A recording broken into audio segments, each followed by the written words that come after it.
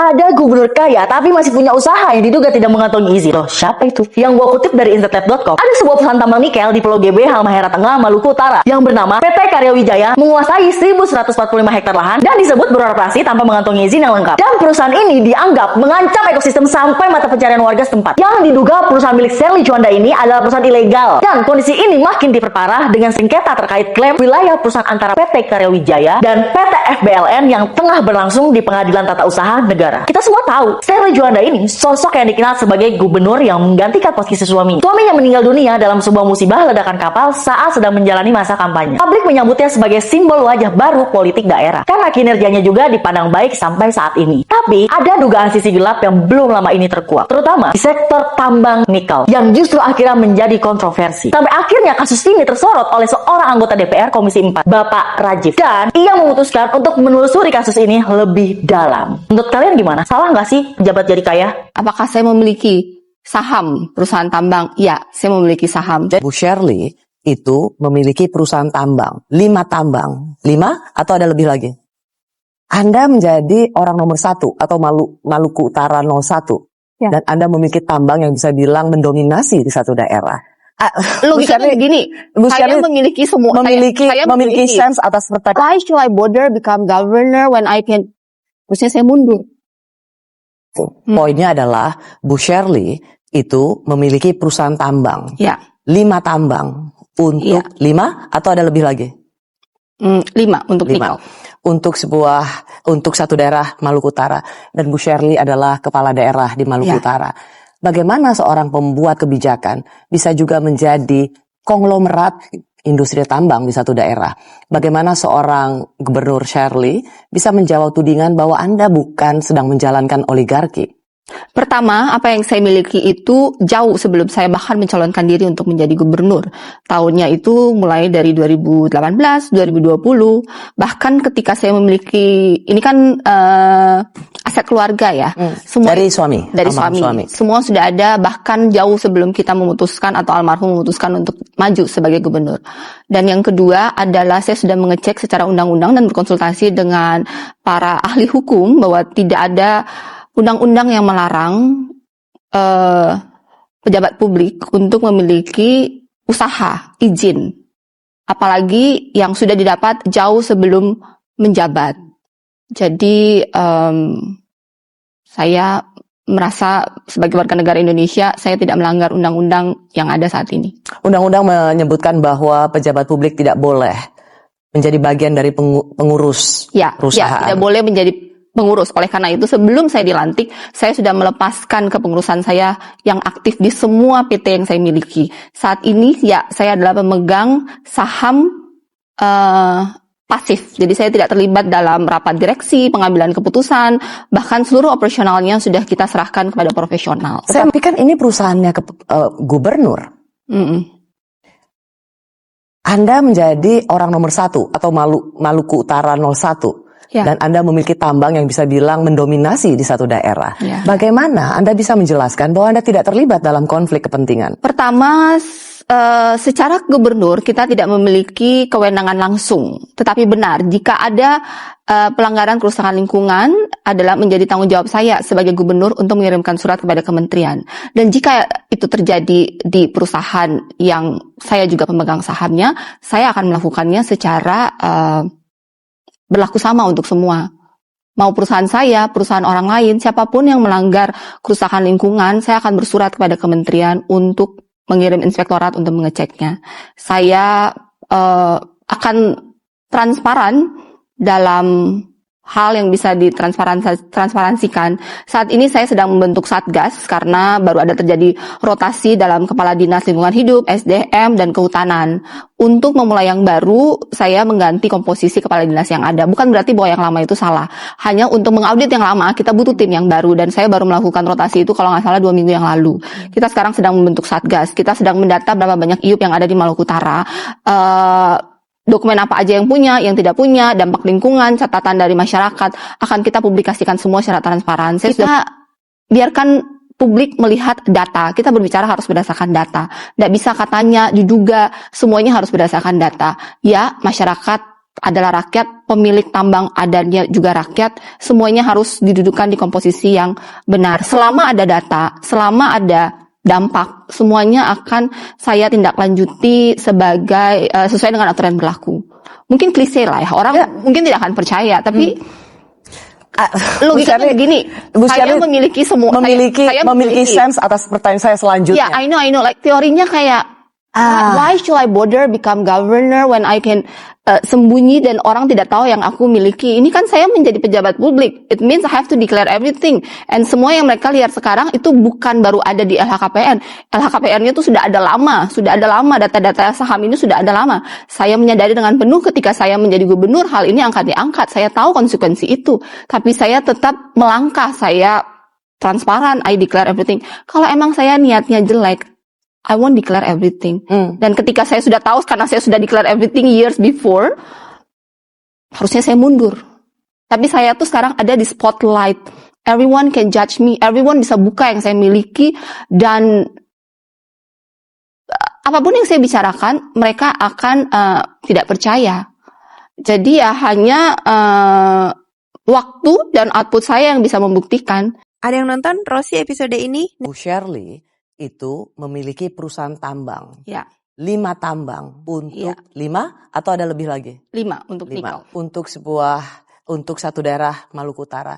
Dan Bu Shirley adalah kepala daerah di Maluku Utara. Bagaimana seorang pembuat kebijakan bisa juga menjadi konglomerat industri tambang di satu daerah?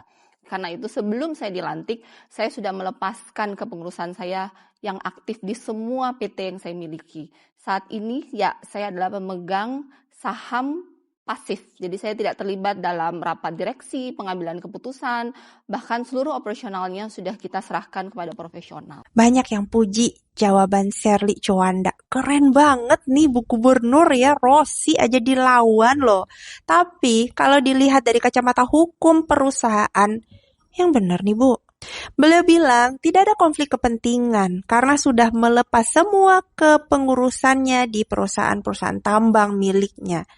Masalahnya, di bawah Undang-Undang Perseroan Terbatas, yang pemegang kekuasaan tertinggi itu namanya Rapat Umum Pemegang Saham. Yang gak ada tuh istilah saham pasif. Ya masa pemegang saham mayoritas tapi pasif? Terus kebijakan strategisnya siapa yang buat? Sulit ini dicerna. Pemegang saham itu punya kewenangan strategis, bahkan ia bisa mengangkat dan memberhentikan direksi, menentukan kebijakan fundamental, bahkan menyetujui aksi korporasi besar dari perusahaan tersebut. Artinya, mundur dari jabatan itu hanya memindahkan posisi aja, taruh-taruh orang jadi direksi, bukan menghilangkan pengaruhnya dalam perusahaan. Selama kepemilikan sahamnya tetap ada potensi konflik, tetap melekat. Undang-undang PT itu tidak pernah menganggap jabatan struktural sebagai satu-satunya sumber kontrol. Nah, kontrol itu lahir dari kepemilikan saham. Di negeri ini, kita sudah berkali-kali dikelabui narasi elit politik yang pinter ngomong. Model klarifikasi seperti ini tuh udah basi lah. Ditambah janji manis gubernur, pengusaha tambang ingin melindungi masyarakat adat dari tambang.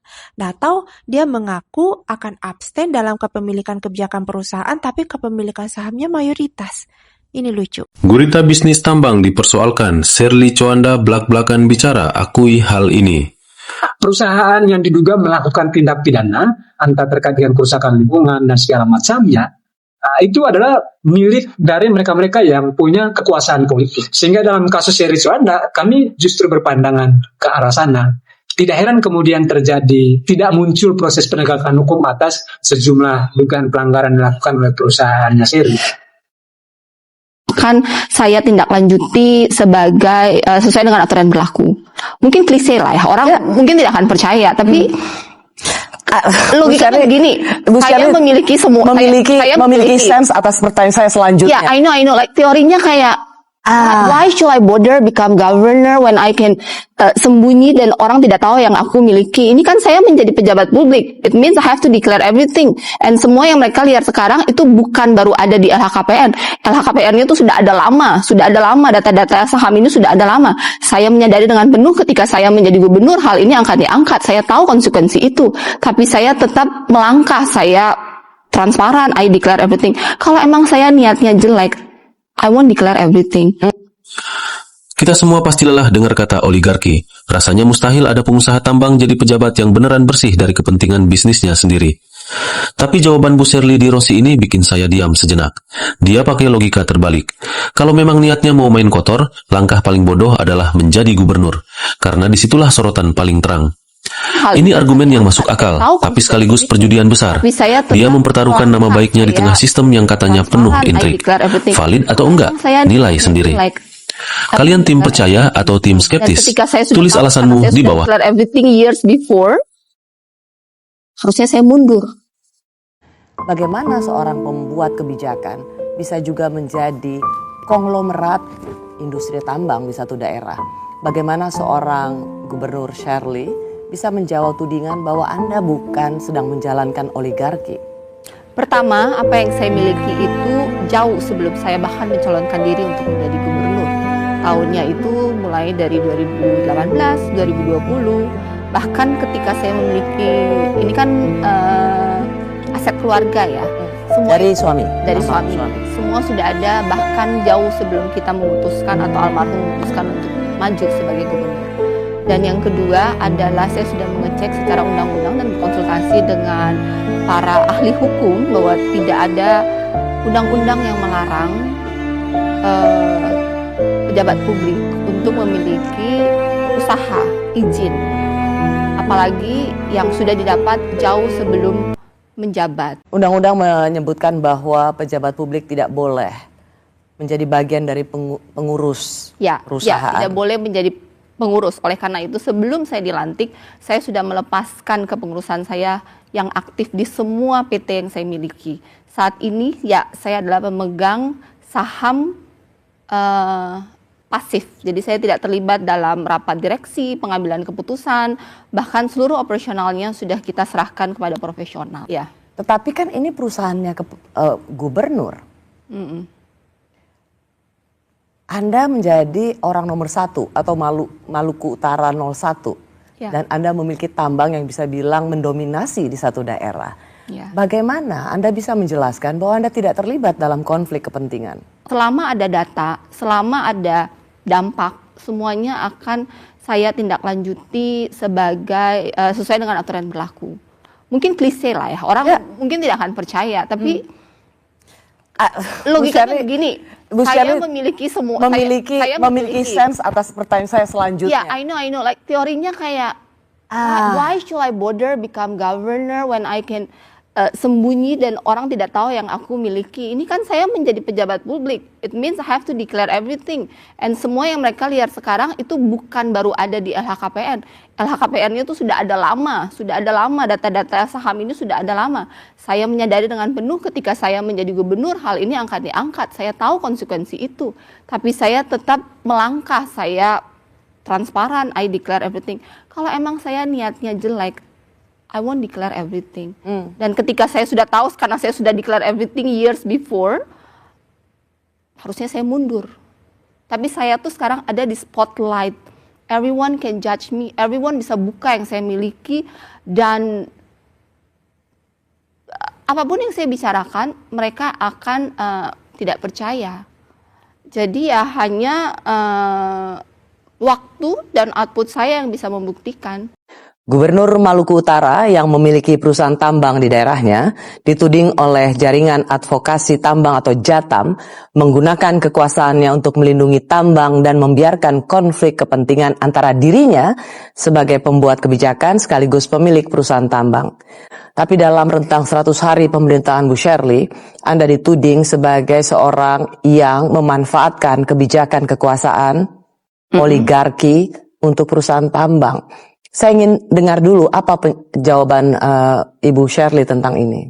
Ya, terima kasih sudah bertanya dan saya di sini untuk mengklarifikasi. Sebelumnya saya memberikan apresiasi kepada teman-teman di JATAM maupun di NGO lainnya yang sudah memberikan tudingan, kecaman, tapi saya menganggap itu sebagai suatu masukan yang positif. Saya mengucapkan terima kasih atas kritik yang sudah diberikan kepada saya.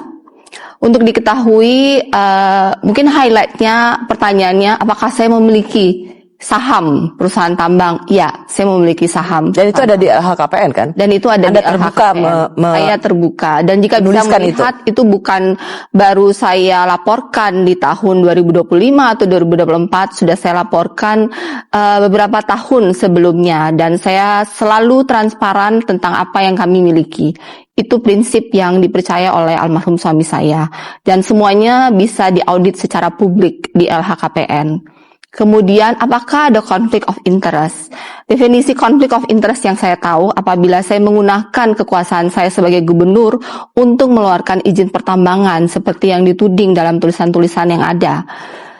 Saya selama dilantik sejak tanggal 20 Februari sampai dengan hari ini, sudah hampir 9 bulan, hari ini tanggal 20 November, saya belum tanda tangan memberikan referensi izin apapun. Dan untuk diketahui, Undang-Undang Minerba yang baru, kita, gubernur, tidak memiliki otorisasi untuk mengeluarkan izin produksi apapun lagi yang berhubungan dengan tambang. Sherly Coanda diduga memiliki bisnis tambang nikel ilegal di kawasan Pulau Gebe, Kabupaten Halmahera Tengah, Maluku Utara. Sebenarnya awalnya juga saya takut ketika ngomong, kemudian nanti pelintir, karena ketika saya membaca itu hampir semuanya kan tidak berdasar ketika menulis. Saya berkonsultasi mulai ke Kejaksaan Agung, ke KPK, ke BPK.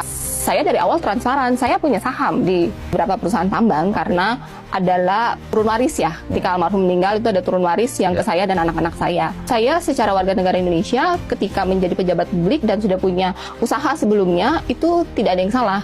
Jadi saya tetap bisa menjadi pemegang saham, tetapi saya tidak boleh menjadi pengurus. Tetapi apakah perizinannya didapat ketika saya menjadi gubernur? Jadi semua kepemilikan saya itu sebagai pejabat publik sebenarnya bisa dibuka, ada namanya LHKPN.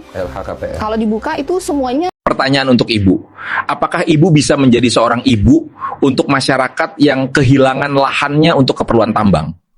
Saya selalu mengatakan saya ini bukan gubernur, saya ini adalah ibu bagi 1,3 juta warga Maluku Utara. Mau warga adat, apapun itu, saya adalah ibu.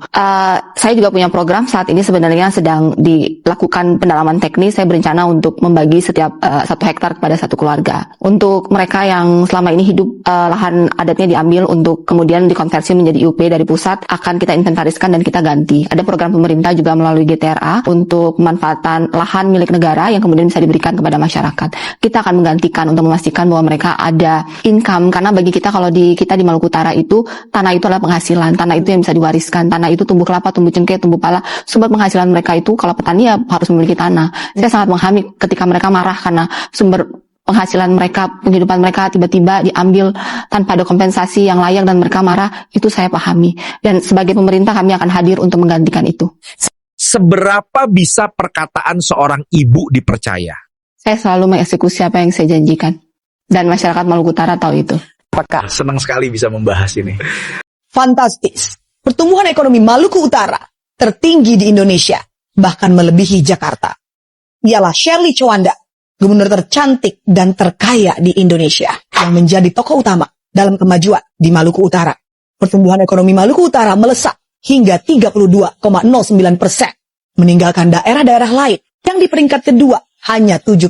Bahkan ada daerah yang pertumbuhan ekonominya boncos alias minus. Pertumbuhan ekonomi ini terjadi karena efisiensi anggaran yang tepat dan nyata, menggantikan cara-cara kuno dengan cara yang modern dan lebih praktikal. Salah satu contoh kebijakan nyata Ibu Sherly pernah dimintai anggaran oleh Dinas PU sebesar 1,7 miliar untuk survei jalan-jalan di Maluku Utara yang rusak dan bolong. Dengan tegas, Ibu Sherly mengatakan tidak, karena beliau merasa survei jalan dan identifikasi jalan rusak di Maluku Utara bisa dicapai dengan biaya nol alias gratis. Dengan piawai dan cerdasnya, beliau memanfaatkan sosial media yang beliau punya agar masyarakat secara mandiri melaporkan daerah mereka yang jalannya rusak. Tak perlu waktu lama, 270 laporan masuk dari laporan warga secara real time. Laporan datang bahkan dari daerah yang sangat terpencil, yang Dinas PU pun tidak punya datanya. Based on data tersebut, beliau mengajukan ke Kementerian PU untuk menggelontorkan dana 8 triliun untuk perbaikan jalan di Maluku Utara. Ibu Sherly sadar betul kekuatan digitalisasi dan juga sosial media. Maka tidak heran jika pertumbuhan ekonomi Maluku Utara melesat jauh dibanding daerah-daerah lain. Selesai beliau dilantik, pada 100 hari pertamanya, Sherly Coanda bisa mencabut pungutan uang komite dan juga ijazah siswa bagi SMA, SMK, dan SLB negeri di Maluku Utara. Sebanyak 2.330 ijazah yang ditahan di sekolah, beliau kembalikan ke siswa yang sebelumnya tidak bisa membayar uang ijazah. Ia juga mengalokasikan anggaran 3 miliar untuk beasiswa dan mengucurkan 63,3 miliar untuk merenovasi SMA, SMK, SLB yang sudah rusak. Beliau juga meningkatkan layanan rumah sakit dan jaminan kesehatan gratis. Mulai 1 Juni 2025, semua warga yang tidak punya BPJS aktif bisa langsung mendaftar dan menggunakan BPJS tanpa perlu menunggu 14 hari. Menurut beliau, ini soal kesehatan, tidak boleh membuang waktu karena nyawa taruhannya. Jembatan-jembatan yang rusak dan putus di Maluku juga semuanya diperbaiki. Memberikan jaminan kecelakaan kerja terhadap nelayan, buruh, dan juga pedagang. Serta memberikan uang saku untuk para jemaah haji asal Maluku Utara. Semua program kerja yang awalnya ditargetkan selama 2 tahun baru rampung, bisa diselesaikan dalam 100 hari. Akankah semua daerah di Indonesia mengikuti jejak Maluku Utara? Masih ada waktu 4 tahun bagi daerah lain untuk berbenah.